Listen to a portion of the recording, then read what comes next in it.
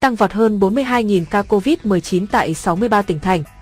Ngày 18 tháng 2, Bộ Y tế cho biết ca mắc mới COVID-19 trong cả nước tăng vượt với 42.439 ca tại 63 tỉnh thành, trong đó F0 cộng đồng là 31.028 trường hợp.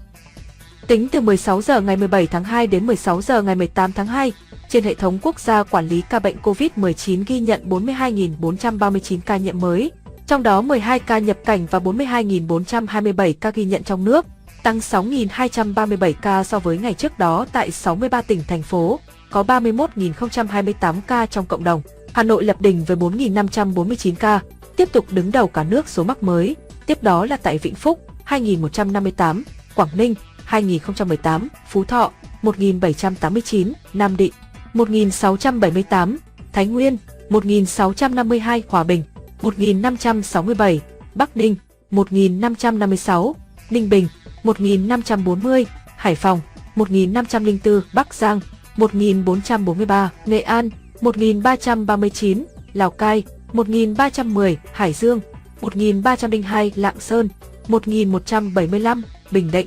1.109, Thái Bình 910, Sơn La 889, Tuyên Quang 888, Thanh Hóa 885, Yên Bái 875, Đà Nẵng 732, Hưng Yên 719, Thành phố Hồ Chí Minh 715, Hà Tĩnh 621, Quảng Nam 607, Đắk Lắk 600, Quảng Bình 575, Khánh Hòa 525, Quảng Trị 458, Phú Yên 441, Lâm Đồng 365, Cao Bằng 357, Gia Lai 330, Bà Rịa, Vũng Tàu 292, Bình Dương 289, Bình Phước 273, Thừa Thiên Huế 262, Điện Biên 252, Lai Châu 231, Hà Nam 209, Đắk Nông 189, Quảng Ngãi 179, Kon Tum 146, Cà Mau 131, Hà Giang 111, Bình Thuận 97,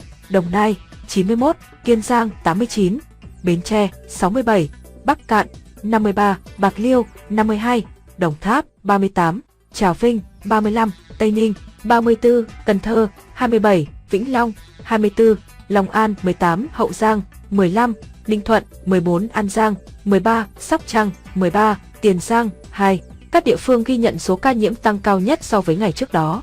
Ninh Bình tăng 1.540 ca, Vĩnh Phúc tăng 796 ca, Lạng Sơn tăng 750 ca.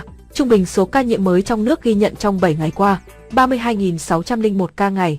Kể từ đầu dịch đến nay, Việt Nam có 2.685.463 ca nhiễm, đứng thứ 32 phần 225 quốc gia và vùng lãnh thổ, trong khi với tỷ lệ số ca nhiễm 1 triệu dân, Việt Nam đứng thứ 144 phần 225 quốc gia và vùng lãnh thổ, bình quân cứ 1 triệu người có 27.191 ca nhiễm.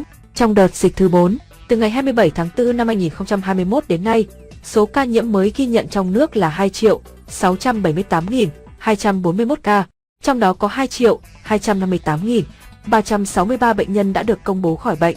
Các địa phương ghi nhận số nhiễm tích lũy cao trong đợt dịch này: Thành phố Hồ Chí Minh 518.295, Bình Dương 293.645, Hà Nội 188.373, Đồng Nai 100.410, Tây Ninh 88.938.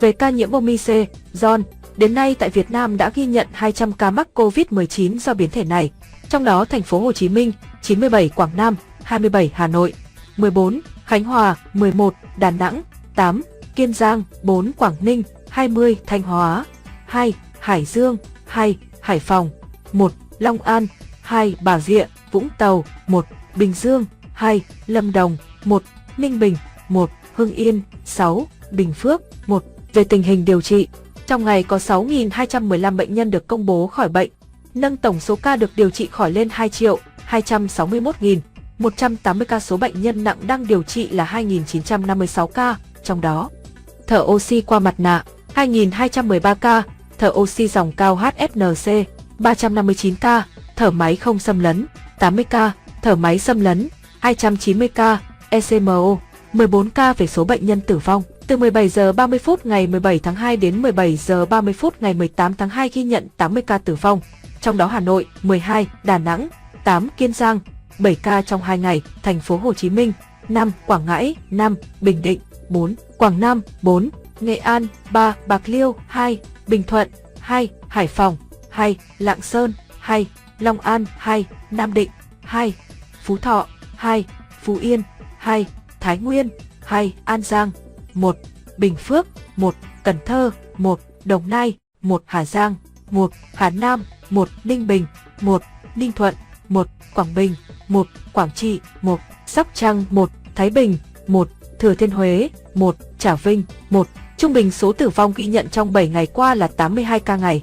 Tổng số ca tử vong do Covid-19 tại Việt Nam tính đến nay là 39.358 ca, chiếm tỷ lệ 1,5% so với tổng số ca nhiễm, xếp thứ 24 phần 225 vùng lãnh thổ, số ca tử vong trên 1 triệu dân xếp thứ 129 phần 225 quốc gia, vùng lãnh thổ trên thế giới. So với châu Á, tổng số ca tử vong xếp thứ 649, xếp thứ 3 ASEAN, tử vong trên 1 triệu dân xếp thứ 23 phần 49 quốc gia, vùng lãnh thổ châu Á, xếp thứ 4 ASEAN. Về tình hình tiêm chủng, trong ngày 17 tháng 2 có 1.867.419 liều vaccine phòng COVID-19 được tiêm. Như vậy, tổng số liều vaccine đã được tiêm là 190.215.794 liều.